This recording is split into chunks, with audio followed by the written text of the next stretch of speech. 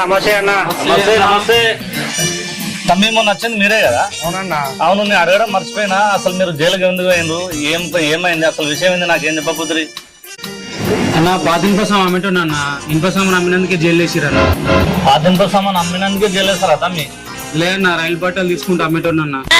అబ్బా తమ్మి, నువ్వు ఉండాల్సిందే తమ్మి. మరి నువ్వు తమ్మి?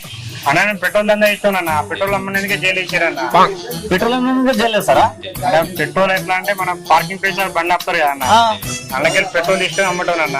అనుకోకుండా ఒక రోజు ట్రాఫిక్ పోలీస్ బండ్లకి పెట్రోల్ తీయంగా చూసి దొరకబట్టి స్టేషన్ తీసారు. అబ్బా తమ్మి, మీరిద్దరు ఉండాల్సిందే తమ్మి. మేసుండలేక తమ్మి, నా దగ్గర మంచి పని ఉన్నది. మీరు కమిషన్ ఇస్తా అంటే నేను సెట్ చేస్తా. డీల్ ఓకేనా? ఓకే అన్న, ఏదో ఒక పని చూడన్నా. తినడానికి తిండి, తాగడానికి మందు, ఉండడానికి ప్లేసు అన్ని ఉంటాయి. కానీ ఒక కండిషన్. కండిషన్ ఏంటంటే మీరు తెలుగు మాట్లాడచ్చు. తెలుగు వచ్చన్న విషయం వాడికి తెలిసిందనుకో మిమ్మల్ని నానా రకాల మీరు ఏ భాషలో మాట్లాడుకోరు, మీ ఇష్టం. సరే అన్న.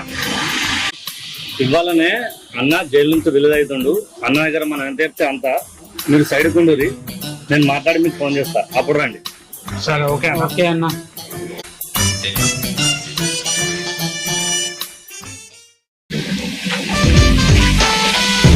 అన్న నమస్తే అన్న. నమస్తే శివ. అన్న ఎప్పుడు జైలుకి పోయినా 2-3 రోజులకే వచ్చుకొని ఇప్పుడేనన్నా బాగా రోజులు పట్టింది.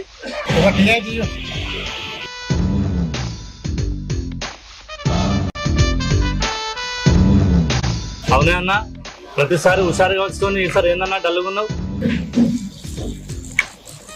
ఏం చెప్పాలరా, ఈసారి కోటింగ్ గట్టి అయింది. మళ్ళీ దందలు దొరికితే మొహంకాయ ఆడిపోతా అన్నారు.